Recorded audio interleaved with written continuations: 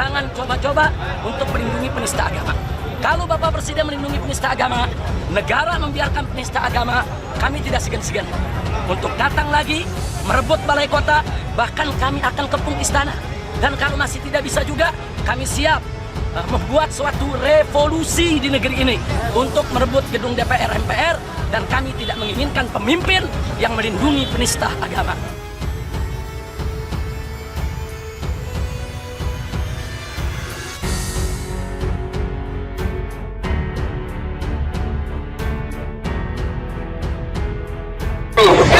Atas nama umat Islam wilayah Samudra Pasai, Manado Aceh Darussalam, menyatakan sangat tersinggung dan sangat marah dengan pernyataan Menteri Agama Yakut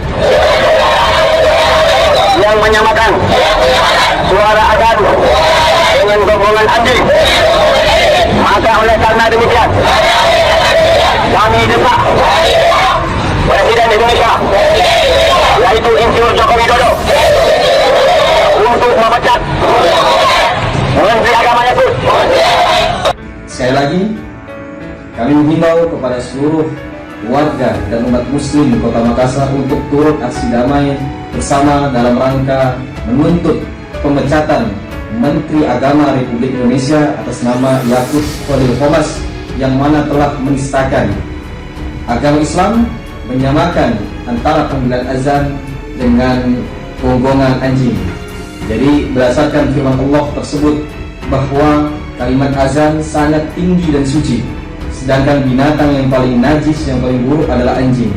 Jadi salah satu daripada aksi tersebut ini adalah menuntut supaya pemerintah Republik Indonesia segera memproses hukum Yakut Khalil Qomas dan memecat Yakut Khalil Qomas daripada Menteri Agama Republik Indonesia. Islam menari dalam genderang-genderang mereka. Politik belah bambu, yang satu dipelihara, yang satu dimusnahkan, yang satu diangkat, yang satu dijatuhkan, yang satu dibiayai, yang satu dibinasakan, yang satu dikasih modal, yang satu didukung, yang satu disupport, yang satu dihancurkan, dibubarkan dan dibunuh. Merasa hebat, merasa paling benar, merasa paling NKRI. Ketika kami sadar bahwa kami tidak bersyukur pada Allah Subhanahu wa Ta'ala, lalu kami semua bertaubat dan kami bersatu, maka kalian dengan sendiri akan terusir dari bangsa. Al-jihad sabiluna, jihad di jalan Allah adalah jalan kami. Al-mautu fi sabilillah, asma amanina, mati di jalan Allah adalah cita-cita tertinggi kita. Risiko menyampaikan kebenaran ada 3, selalu saya sampaikan. Yang pertama, kalian akan ditangkap, kalian akan dipenjara. Yang kedua, kalian akan ditangkap kemudian diasingkan. Dan yang ketiga, kalian akan ditangkap, ditembak dan dibunuh.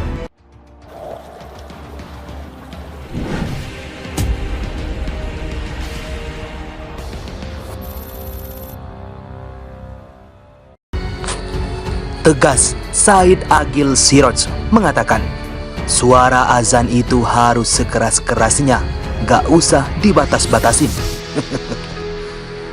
Faktakini.info Jakarta. Saat ini masyarakat sedang ramai membahas aturan yang dikeluarkan oleh Menteri Agama Yakut Khalil Qomas yang mau membatasi suara azan.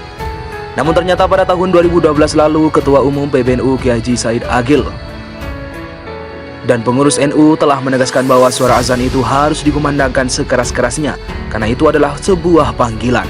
Pemerintah tak perlu jauh mengatur cara beribadah sebuah agama. Wakil Presiden Budiono sedang kebanjiran kecaman dari para ulama.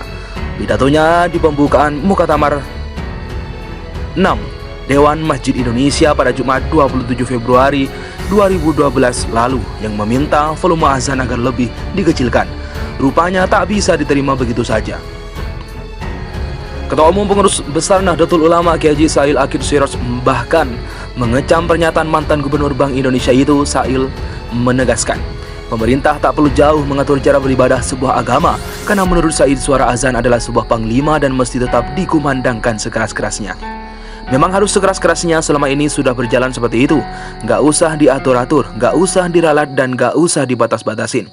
Tegasnya usai meresmikan gedung pimpinan cabang Nahdlatul Ulama Kabupaten Bogor di Kecamatan Cibinong, Kabupaten Bogor pada Senin.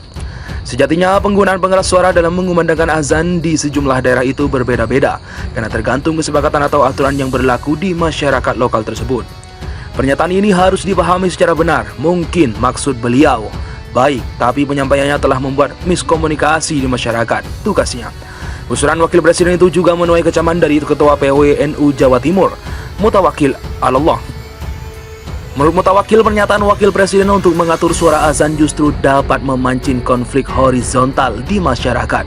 Yang dikatakan Wakil Presiden seolah tidak mengetahui ketetapan dan aturan mendirikan tempat ibadah di Indonesia.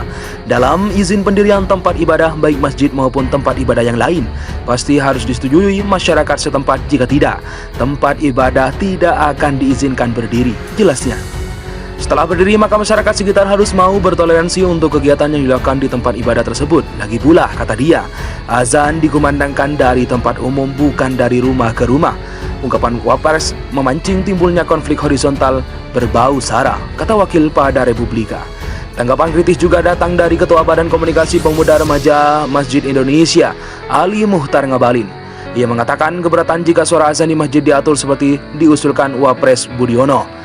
Saya keberatan pernyataan Wapres Budiono, tidak cocok jika beliau bicara di Muktamar DMI, kata Ngabalin kepada pers di Asrama Haji Pondok Gede, Jakarta. Ngabalin menilai tidak seharusnya Wakil Presiden mengatakan hal itu dalam forum Muktamar DMI, dan kalau mau menyampaikan keinginannya sebaik di forum lain. Tidak lagi zamannya bicara seperti itu, saya tidak setuju dan sebaiknya dilakukan secara personel saja kalau memang terganggu dengan suara azan, kata Ngabalin. Dikatakan dirinya agar terkejut dengan pernyataan Wapres tersebut dan berharap agar permasalahan ini tidak menjadi rumit.